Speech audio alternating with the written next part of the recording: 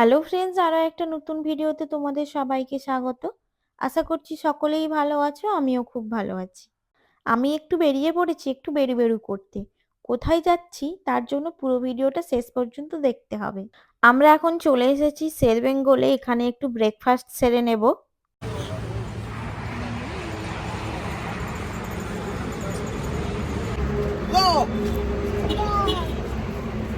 তো চলো ভেতরে যাওয়া যাক, খুব খিদে পেয়েছে।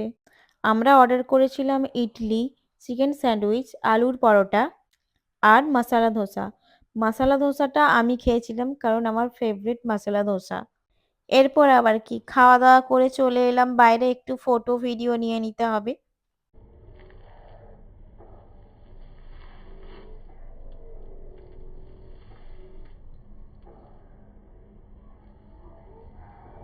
খাওয়া দাওয়া সেরে আমরা বেরিয়ে পড়লাম আমাদের ডেস্টিনেশনের উদ্দেশ্যে। তারপর আমরা দাঁড়িয়ে পড়লাম হেরিয়াতে একটু ডাব খাওয়ার জন্য। আমার তো একটু শাঁসওয়ালা ডাব পছন্দ, তো আমার ভালোই লেগেছিল। তো ডাব ডাব খেয়ে আবার গাড়িতে উঠে পড়েছি। তোমাদের আর অপেক্ষা করাবো না, তো জানিয়ে দিচ্ছি আমরা এখন যাচ্ছি তাজপুর। তো তাজপুরে গিয়ে কি কি করলাম তার জন্য পুরো ভিডিওটা দেখতে থেকো।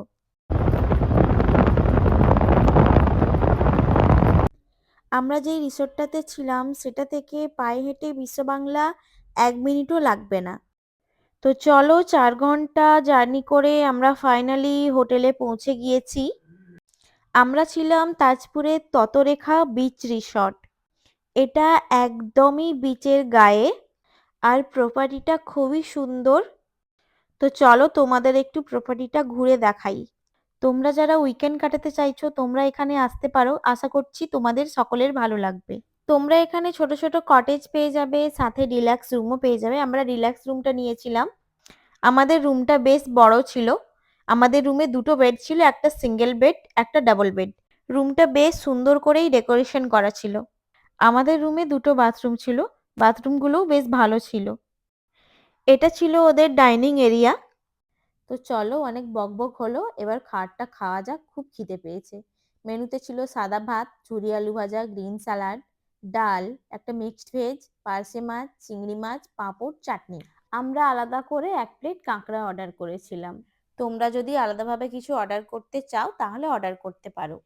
দেখো সবকিছু সাজিয়ে গুছিয়ে বসে পড়েছি খাবারটা খেতে, দেখেই বুঝতে পারছো আমায় কতটা খিদে পেয়েছে। খাবারগুলো সবগুলোই খেতে খুব ভালো ছিল। খাওয়া দাওয়ার পর আমরা বেরিয়ে পড়েছি প্রকৃতির সৌন্দর্য উপভোগ করতে। এই রিসোর্টের একটা নিজস্ব স্যাক আছে, তো ওখানে বসে তোমরা আরামসে সমুদ্রের ঢেউ দেখতে পারবে। আর ডান দিকের এই ছোট্ট গেটটা দিয়ে একদম সোজা বিচে চলে যেতে পারবে। দেখো জাস্ট সৌন্দর্যটা দেখো, সমুদ্রের এই কোলাহল, মন শান্ত করার মতো। সাউন্ডটা শোনো জাস্ট কত সুন্দর।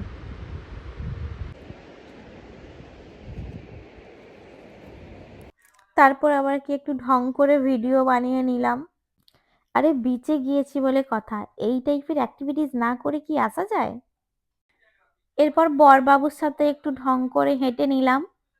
বিচ থেকে আস্তে আস্তে আমাদের প্রায় সন্ধে হয়ে গেছিল। তারপর আমরা নিয়ে নিয়েছিলাম ব্ল্যাক টি। সব ভিডিও পাঠাবি, আমি কিন্তু একটাও ভিডিও করিনি, আমার ফোনে জায়গা নেই। এরপর আমরা চা খেয়ে চলে গেছিলাম বনফায়ারে। ওখানে আমাদের কাবাব হচ্ছিল।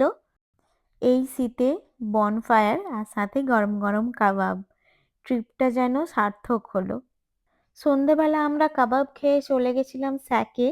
আমরা যখন বিকেলে গেছিলাম তখন সমুদ্রের জলটা অনেকটাই দূরে চলে গেছিল, এখন জলটা অনেকটাই সামনে এসেছে, তাই সেটা আমরা উপভোগ করতে চলে যাচ্ছি স্যাকে।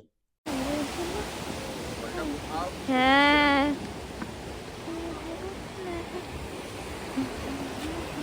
আরে এই ভিডিও কিছু উঠবে না। কেন উঠছে না? সব উঠছে। দূর, এই ভিডিও ওঠে না।